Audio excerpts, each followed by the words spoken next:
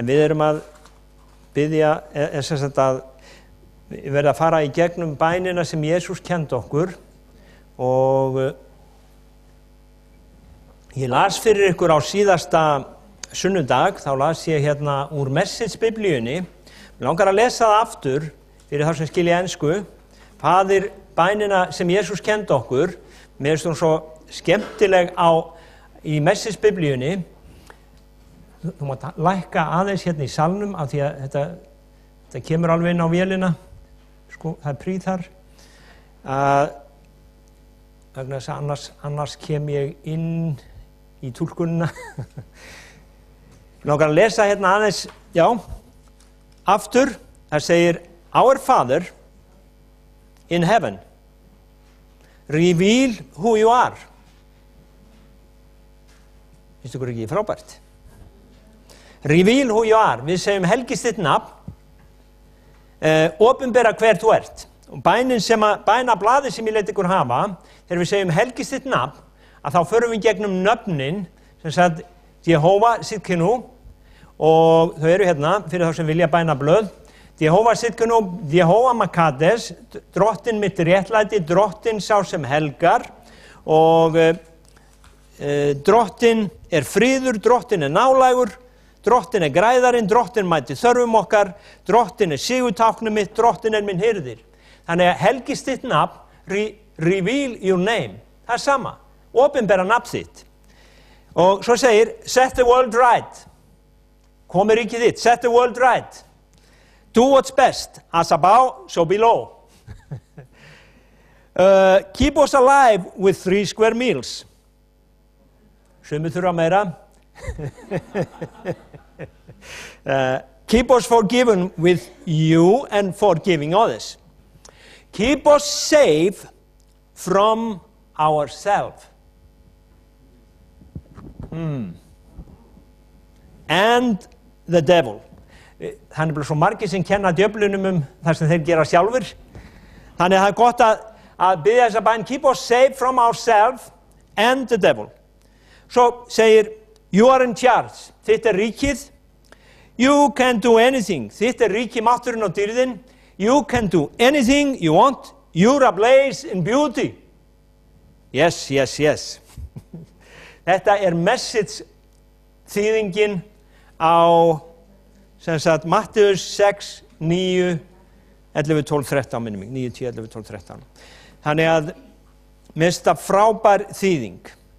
En við höfum verið ég talaði síðast komi ríkið þitt og ég ætla að tala áfram þá setningu í dag. Komi ríkið þitt, verði viljið þinn, verði þinn vilji, svo á jörðu sem á himni. Komi ríkið þitt, verði þinn vilji, svo á jörðu sem á himni. Og mér langar að tala svolítið vilja Guðs og okkar vilja. Og við erum að segja, komi ríkið þitt, verði þinn vilji, svo á jörðu sem á himni. Ertu alveg viss þú viljið það? Það er nefnilega, það spurning. Og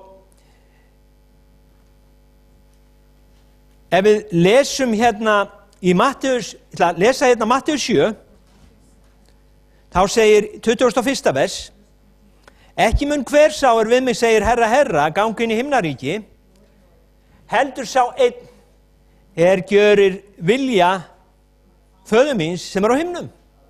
Mjög einfalt. Og hvað þýðir þetta? Þetta þýðir bara það sem hann segir. Það er ekkert flóknar en það. Ekki mun hver sá við mig segir herra, herra, gangi inn í himnaríki, heldur sá einn gjörir vilja föður míns sem á himnum. Það önnur hérna saga sem Jesús sagði. Þetta er ekki saga. Þetta er fullyrðing. Mattheus 28, vers 28. Mattheus, hann tveir sín. Við erum að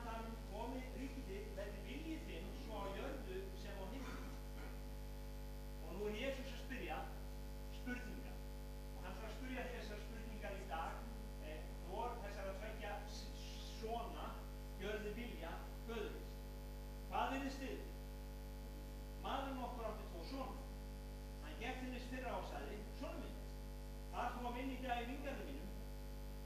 Hann svaraði, það vil ég. En eftir á sá hann sig hann og fór. Þá gekk hann til hans síðar og mælti á sömu leið. Hann svaraði, já, herra, en fór hvergi. Hvor þeirra gerði vilja föðurins.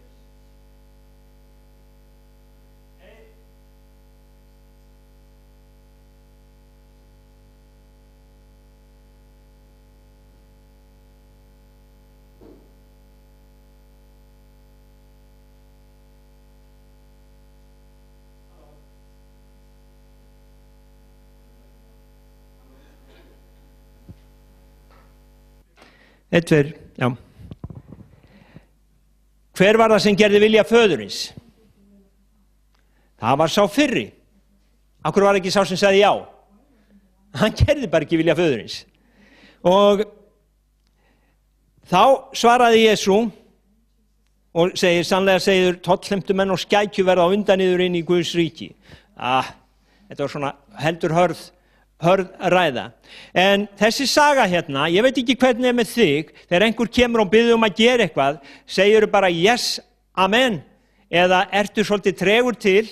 Ég svona típan sem tregur til, en yfirleitt þá sé ég mig hönd á eftir og segi, já að gera þetta, já að elska og já að gera þetta og ég geri það. En það eru svo margir sem segja já, og eru glaðir og alltaf að tala allt sem við getum gert, en svo bara verður ekkert úr því. Það gerist ekkert.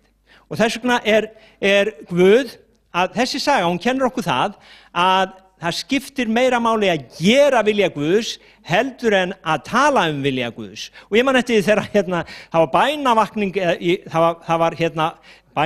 það var vakning í því að kenna þessa predikun sem ég að kenna í dag í Bandaríkjunum 1986 og bróðir minn kom frá Bandaríkjunum og hann sagði, Kitty, það allir að tala bæn, það enginn að biðja.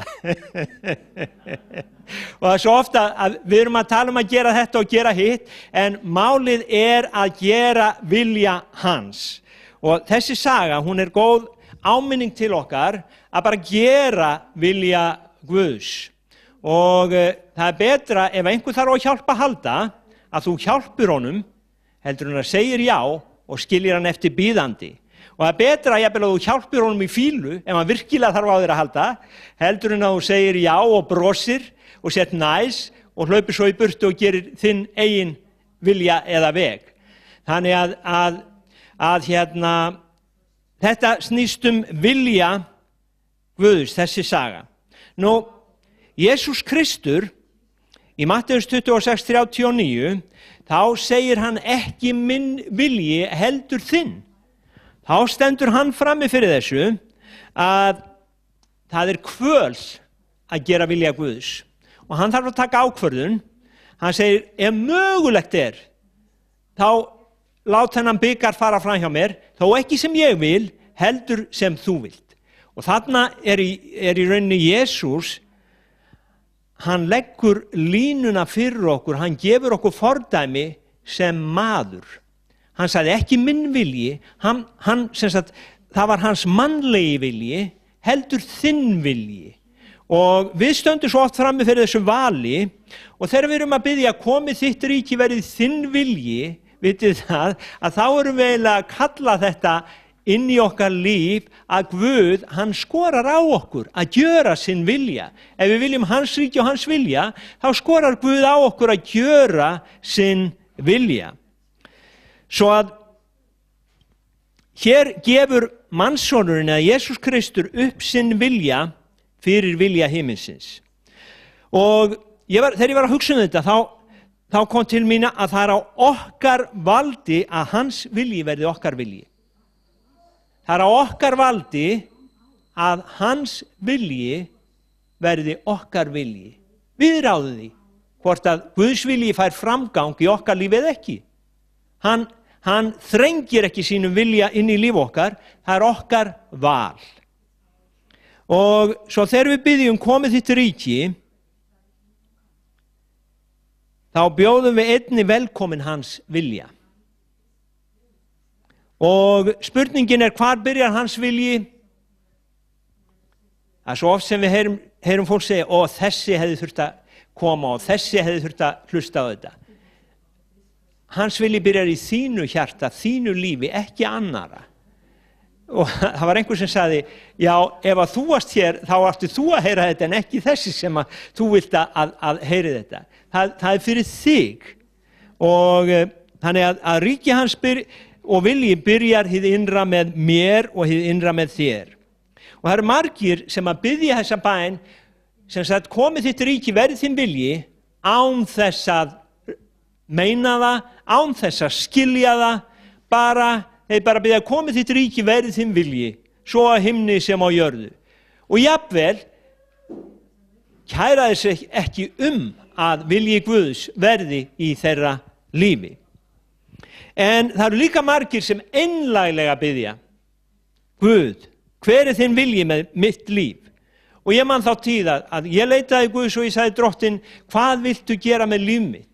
Og stundum misskiljum við þetta með vilja Guðs í líf okkar. Við bíðum eftir rödd á himninum og stjörnum og við bíðum eftir englaher og gullvagninum og öllu þessu sem kemur og keyrir okkur og engli sem er svona eins og einkabílstjóri og hann leiðir okkur inn í gullvagnin, svo förum við og þjónum Guði. Og þetta er svona ýkt hugsun að hvernig við lítum á vilja Guðs, en vilji Guðs er stundum svo einfaldur og hann segir okkur í Biblíunni svona hver hinn almenni vilji hans er, og það er það að í raun og veru að þegar Guð skapaði mannin, og við förum í 1. Mósebók 26, að þá skapaði Guð mannin og hann skapaði hann eftir Guðs mynd, og þannig að það vilji Guðs að við séum lík honum, og hann skapaði þau karl og konu, og það er ekkert svona kyn þar á milli. Þannig að hann skapaði karl og konu og hann vill að þú sért karl eða kona. Nú, hann segir, veri frjósöm, margfaldist og uppfylli jörðina, gjörið ykkur hana undirgefna, drottnið yfir fiskum sjáarins, yfir fuglum lofsins, yfir öllum dýrum sem hrærast á jörðinni. Þannig að þegar þú ert að veiða fisk, þá ertu bara í Guðs vilja, hvort sem þeir líka betur eða ver. Og þegar þú ert að setja niður í garðinina, þá ert í Guðs vilja. Sumir vilja gera þetta svo flókið að þeir segja, þetta er ekki Guðs vilji, ég á að vera einhvers staðar í Afríku að boða fagnaðarerindið. Sjáðu, ef einhver gengur framhjá þér þar sem þú ert að setja niður í garðinin kartöflur, þá er einmitt tækifæri til þess að gera Guðs vilja. Og það er ekki þetta, það er ekki endilega gullvagnin og englar Guðs, heldur bara þetta einfalda sem Guð gaf okkur að við eigum að njóta þess. Og síðan í Nýja testamentinu þá segir Drottinn okkur að hann hafi blessað okkur með sérhverri andlegri blessun, Efesusbréfið 1:3, og hann í Jakobsbréfinu 5:14 þá segir hann að við eigum að biðja hvert fyrir öðru svo við séum heilbrigð. Þannig að þá vitum við að Guðs vilji er að við séum heilbrigð. Þannig að það er Guðs vilji fyrir okkar líf. Það er ekki flókið. Það er ekki Guðs vilji að við séum sjúk. Það kemur annar stað frá. Guðs vilji er að við séum heilbrigð. Guðs vilji er að við séum blessuð með sérhverri andlegri blessun í himin hæðum. Það segir Efesusbréfið 1. kapli og 3. vers. Þannig að þetta er Guðs vilji fyrir líf okkar að hann vill blessa okkur. Hann vill blessa okkur. Þannig að það er alveg óhætt að biðja, komi þitt ríki, verði þinn vilji. Það er allt í lagi að biðja, hann er góður, hann vill blessa okkur. Nú, en hvað er það sem í raun og veru kemur fyrir að Guðs vilji verði í okkar lífi? Oftast er það er okkar eigin vilji. Og ef fólk sem leiðist af sínum eigin vilja, að það yfirleitt, hver hefur heyrt sagt svona, ég mig frá mér til mín, þessi hann er svona, hann hugsa bara sjálfan sig, það snýst allt hann, og yfirleitt svona fólk fer í taugarnar á okkur af því að það snýst allt það sér ekki neitt, það hefur enga sýn á líf annara, það hefur enga sýn á eitt og neitt nema naflan á sjálfum sér, og svona, við segjum að það lífi bara í sínum eigin heimi, og þegar við hugsum þetta, þá getum við sagt að okkar eigin vilji, hann blindar okkur. En Guðs vilji gefur okkur rétta sýn á lífið. Guð vill að við sjáum rétt og málið það, margir hafa læknast af þunglyndi og öðrum kvillum við að fara að hjálpa öðrum. Taka þátt í hjálparstarfi, gefa af sér, í staðinn fyrir að vera heim og hugsa naflan á sér, bora í nefið, að þá hafa þið farið út og byrja að hjálpa öðrum og þunglindi hverfur, drungin hverfur og gleðin kemur inn í lífið þeirra af því að við erum sköpuð til að drottna, við erum sköpuð til að vinna, við erum sköpuð til þess að ná árangri, það er Guðs vilji með okkar líf. Amen. Þannig að okkar eigin vilji er stundum í vegi fyrir Guðs vilja. Og hinn almenni vilji Guðs, maður spyr stundum, og margir spyrja, ég man eftir ungum manni sem kom og spurði mig hvað á ég að gera, hann var frelsaður og nýfrelsaður og hann var svo brennandi, hann vildi helst fara og bara taka allan heiminn fyrir Guð og hann sagði hvað á ég að gera og hann var búinn að tala við annan pastor þarna inn í vegi og ég man að Ingi kom og sagði tala þú við hann, Kitty og ég fór að reyna að segja við hann að fyrst væri nú að byrja að vera lærisveinn og síðan færum við af stað og það væri sem sagt þetta illt ekki allt á honum, allur heimurinn, hann þyrfti að kynnast Guði og síðan geta hann kennt öðrum Guð og í Biblíunni segir að fyrsta skrefið er bara að hlýða Guði og við sjáum að þegar þið frelsuðust þarna í postulasögunni þá héldu þið sér fast við bænirnar, brotning brauðsins, kenningu postulana og samfélagi, þeir kom og lærðu og það er Guðs vilji. Síðan var að Jesús hann segir að sá sem elskar mig, hann heldur boð mín. Í Gamla testamentinu var það boðorð að þú áttir að elska drottinn Guðinn og bara hlýða honum af öllu hjarta og elska náungaðinn eins og sjálfan þig. Þetta er boðorð Gamla sáttmálans og við lesum þetta í Matteus. En þannig að í raun og veru sumir segja, ok, Guð var svo grimmur í Gamla testamentinu, en þetta var boðorð sem Guð gaf Ísraelsmönnum að elska drottinn Guðinn af öllu hjarta, elska náungaðinn eins og sjálfan þig. Ekkert aðra boðorð var til. En svo komum við inn í nýja sáttmálan, þá segir Jesús í Jóhannes 14:21, Jóhannes 14:15, að sá sem elskar mig, hann heldur boð mín. Þá snýst þetta við að ef þú elskar hann, þá bara heldur þú boð hans. Ef þú elskar hann, þá viltu gera honum til hæfis. Þannig að þá viljum við gera hans vilja og þá snýst, og það er svo skrítið þegar við frelsumst, endurfæðumst, þá snýst allt okkar líf fyrst að vilja gera hans vilja. Er það ekki? Hafi ekki allir upplifað það? Að það snýst að ég vil gera hans vilja, ég vil þjóna Guði. Stundum, alveg eins og Ísraelsmenn, að þá lendum við í okkar eyðimörk og þá svona er þetta ekki alveg spennandi.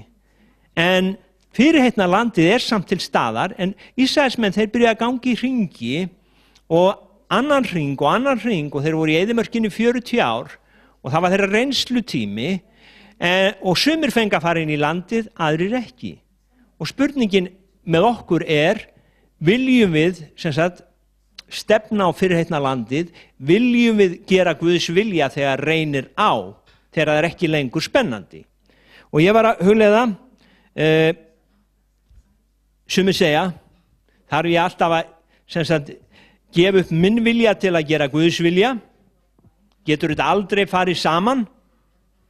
Yfirleitt, þá fer það saman að Guð, hann leggur sinn vilja niður í hjartað þitt og þið langar að gera það.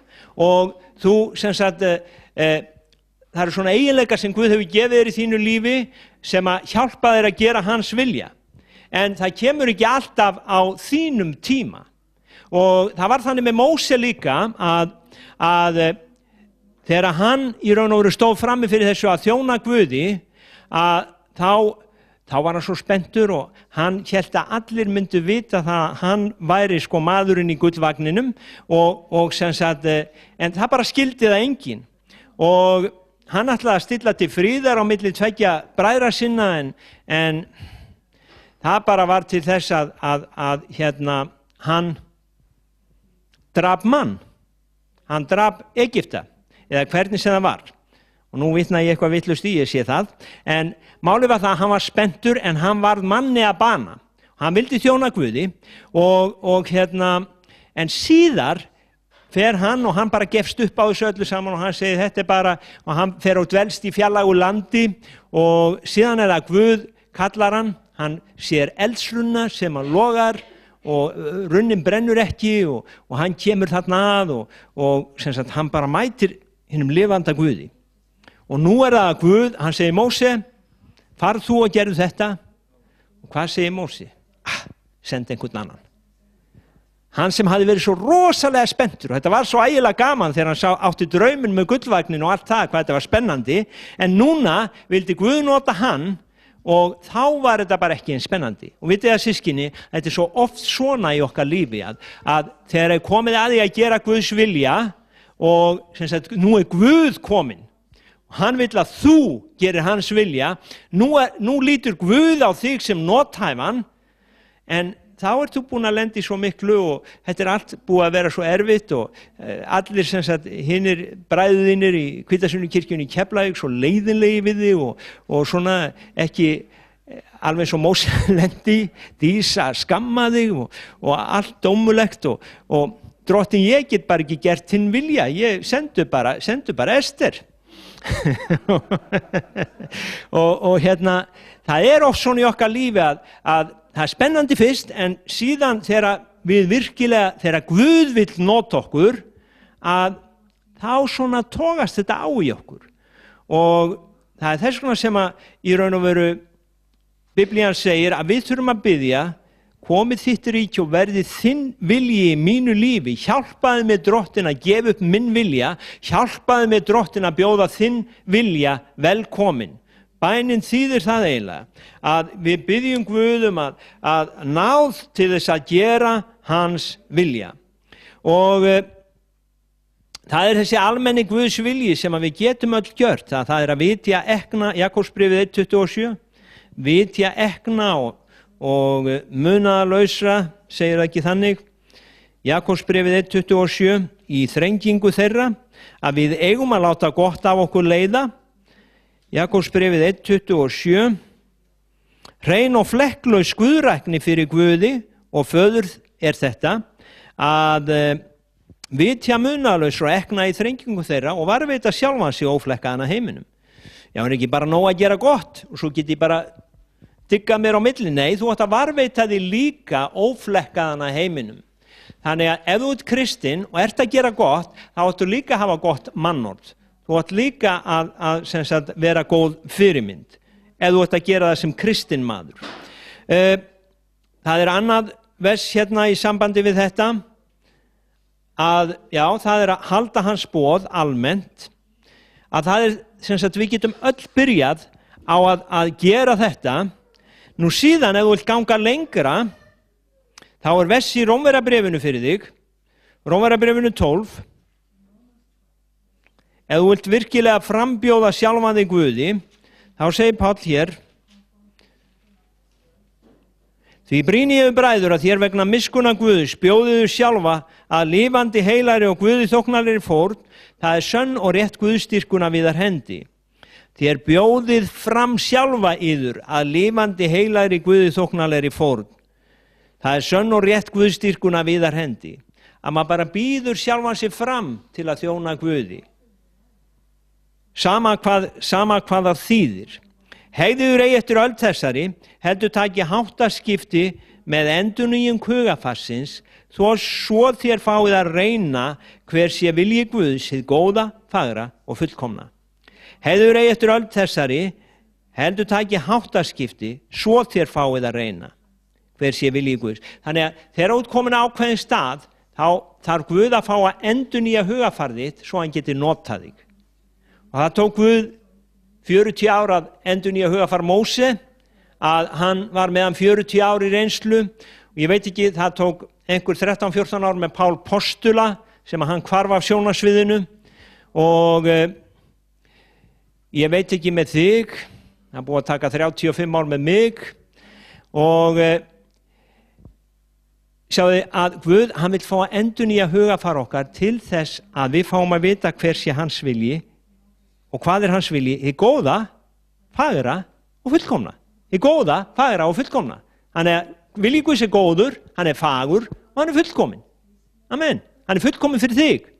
Þannig að þú munt finna þig alveg í Guðs vilja, þú verður glaður í Guðs vilja, þú verður spenntur í Guðs vilja og ég trúi því systkini að oft erum við þreytt af því að við erum að ýta Guðs vilja frá okkur.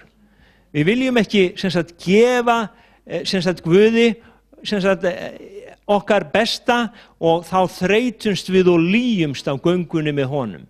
En þegar við tökum á okkur hans ok sem indælt og hans byrði sem létt, að þá verður lífið svo létt. Þannig að það gleði að þjóna Jesú, sungum við einsunni. Það gleði að þjóna Jesú. Það gamalt sálmur sem hljómar þannig. Og þess vegna biðjum við, komi þitt ríki, verði þinn vilji. Og ég man að hann Kúmar, þegar hann var hérna,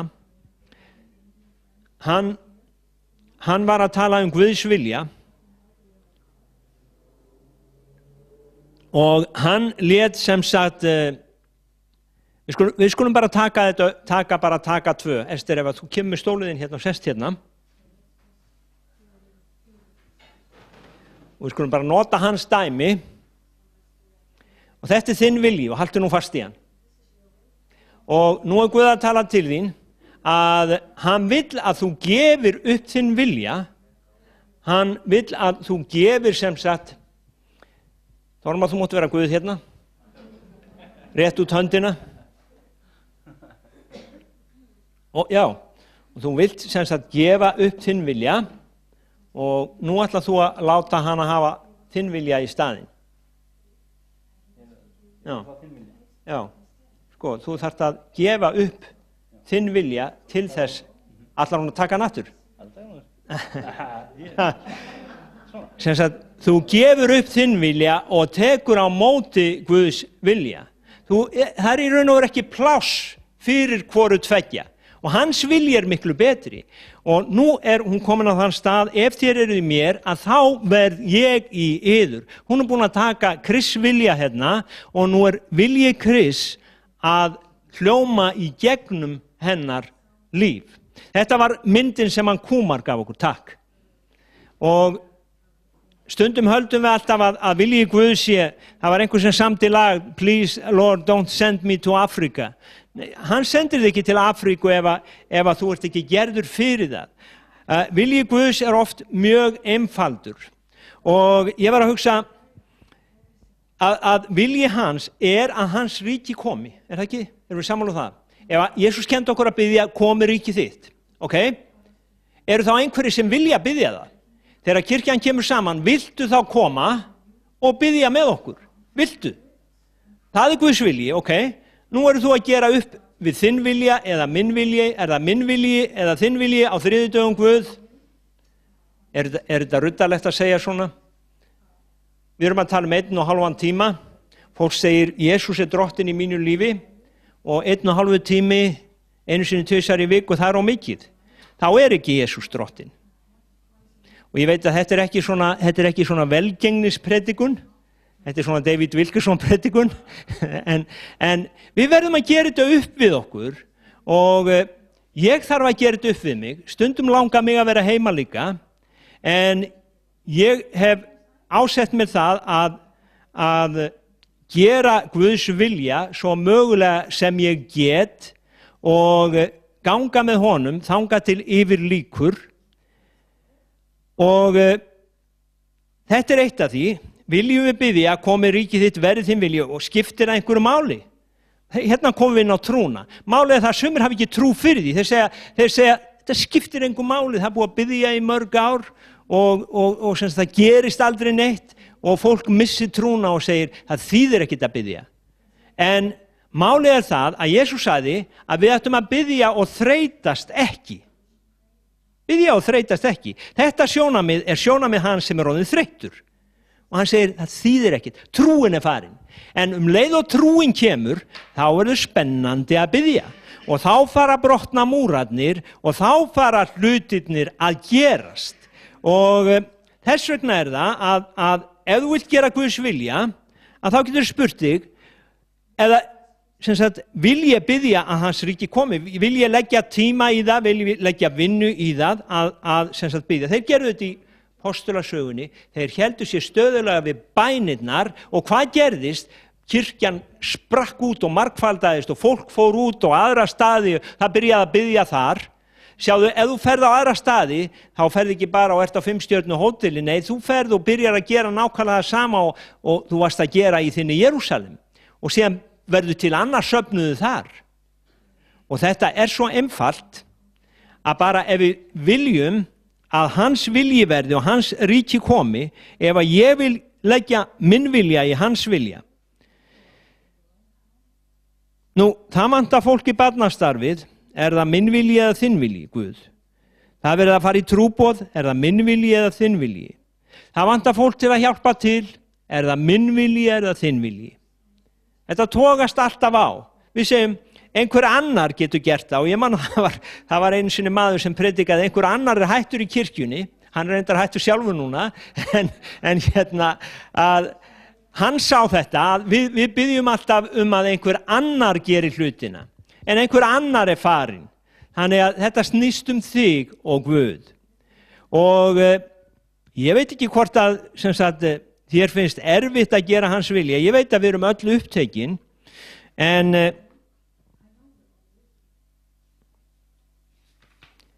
ég hef lent í því að alls konar kringumstæður, pabbi minn dó, mamma mín dó og þessi var veikur, Dísa fór á spítala og fólk gefur mér undarlegust ástæðu fyrir því að mæta ekki á bænastund eða koma ekki í kirkju.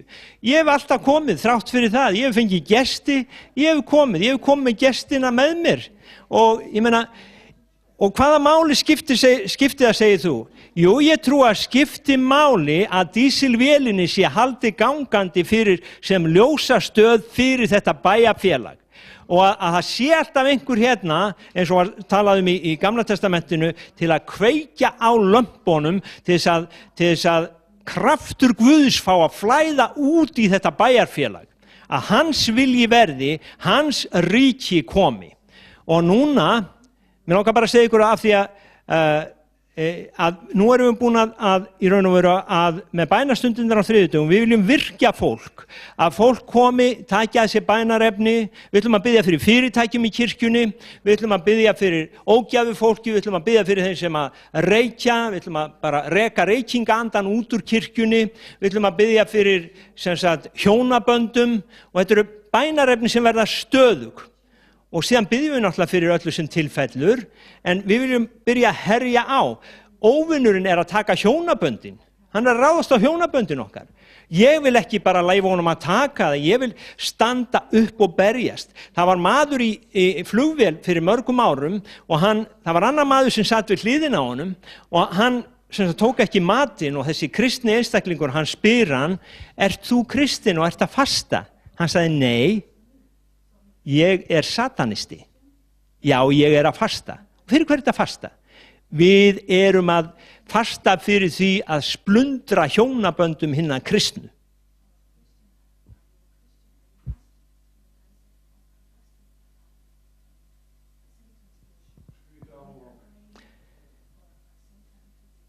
Þeir hafa náð töluverðum árangri, því miður. En við getum snúið þessu við. Við getum snúið þessu við. Við getum staðið upp og við getum sagt hingað og ekki lengra. Við viljum berjast trúarina góðu baráttu og Guðs ríki öflugra en ríki óvinarins. Ein af vopni sem Satan hefur að blekkja okkur eða svæfa okkur. Og Jesús sagði hina síðustu tíma, vakið, vakið, vakið, vakið, vakið, vakið og biðið. Amen. Og þetta ekkert erfitt. Þetta ekkert erfitt. Þetta létt og þetta gaman. Einu sinni í viku á bænastund, einu sinni í viku á lofgjörðarstund, einu sinni í viku á samkomu. Voðalega þetta erfitt. Nei. Hvað eru margir sem horfa 20-30 tíma á sjónvarp í viku? Má sjá hendur? Nei, ég bað einu sinni hendur. Ég bað einu sinni hendur hverju borguðu 10 og mér hefur ekki verið fyrirgefið síðan. Ég gerði það á kottmóti og í rauninni var ég ekki nógu fljótur að segja nei og margir stóðu upp og sumir urðu að sitja og einn kom til mín á eftir og skammaði mig og sagði og auðvitað þurfti ég að sitja og hvaða rétt hafði þú til að gera þetta? Ég sagði ég hafði náttúrulega engan rétt til að gera þetta, það þitt einkamál. En málið að það gott fyrir okkur að skora á okkur sjálfstundum og bara vera einlæg við okkur sjálf. Og biðjum, þetta líka barátta fyrir mig.